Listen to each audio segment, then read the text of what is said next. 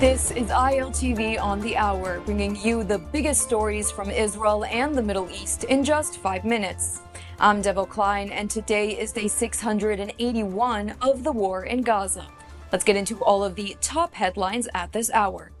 We begin the hour with the news of fresh airstrikes by the Israeli Navy on Houthi positions in Yemen's Sana'a. In an operation conducted 2,000 kilometers away from Israel, the IDF struck an energy infrastructure site that served the Houthi terrorists in the Yemeni port city.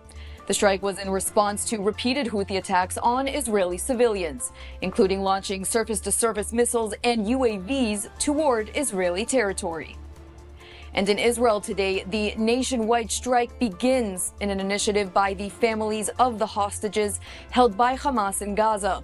Key intersections have been blocked across the country, with protesters taking to the streets to demand the government do more to secure a hostage for ceasefire deal.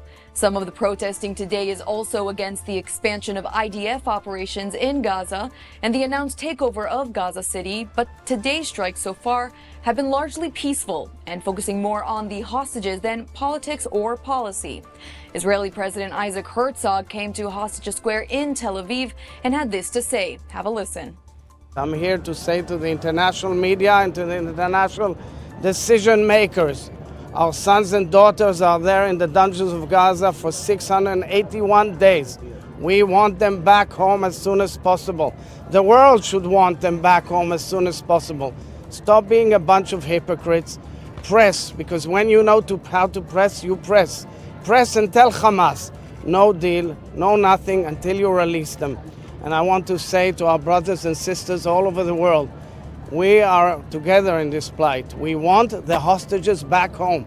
They are the most important issue in world affairs, and we want to see them back home as soon as possible. Toda rabba.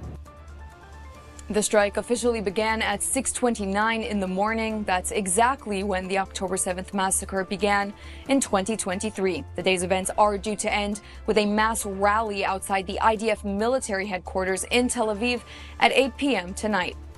And meanwhile, in Gaza, the fighting continues on day 681 of the war. Ahead of the expected Gaza City takeover, the IDF is operating in the Zaytun neighborhood, with the 99th Division working to locate explosives, eliminate terrorists, and dismantle infrastructure both above and below ground. In preparation of the takeover, the IDF has already sent out 80,000 notices to reservists for the operation set to take place in October. The IDF has also been preparing for the humanitarian aspect of the takeover. Efforts are underway to facilitate the evacuation of up to 1 million Gaza City residents who will be moved out of the city ahead of the planned IDF activities. The last senior living Hamas commander, Izzaldin al-Haddad, is believed to be hiding in Gaza City. And over the weekend, Deputy Foreign Minister Sharon Haskel toured the Kerem Shalom crossing with 50 visiting diplomats from various countries. Haskel showed the delegation the piles of aid waiting to enter Gaza and explained the ongoing effort by the IDF to facilitate their entry and distribution. During their visit, Haskel and the visiting diplomats were actually forced to shelter upon receiving red alert sirens as Hamas terrorists fired a rocket at the area that the diplomats were in. Haskel added this during the tour. At the time of the tour, she explained what was happening with Kogat and the recent efforts.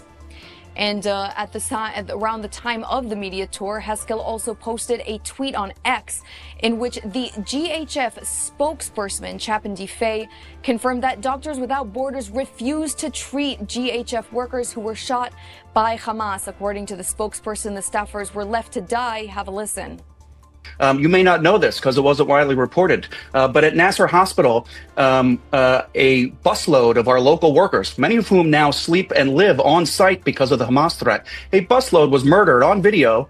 9 of them were murdered, and the 20 living survivors were dropped at Nasser Hospital, where Doctors Without Borders is, and they were refused treatment. They weren't allowed in, and they were left to die in the courtyard. That's a wrap for the news of the hour. We'll continue to keep you posted, but for now, I am Devo Klein, and thanks so much for watching.